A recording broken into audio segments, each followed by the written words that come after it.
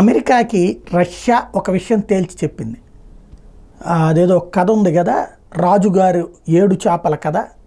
అందులో చిట్ట చివరి పదం ఏంటి? చీమని చీమా చీమ ఎందుకు కుట్టావంటే నా పుట్టలో వేలెడితే కుట్టనా అంటది.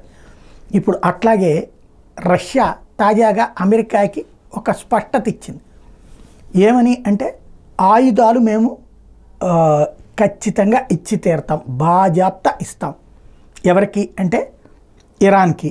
ఎందుకు అంటే మా శత్రువు అంటే రష్యాకి శత్రువు అయినటువంటి ఉక్రెయిన్కి మీరు ఆయుధాలు సరఫరా చేస్తున్నప్పుడు మీకు శత్రువు అయినటువంటి ఇరాన్కి మేము ఆయుధాలు సరఫరా చేయడంలో తప్పేంటి?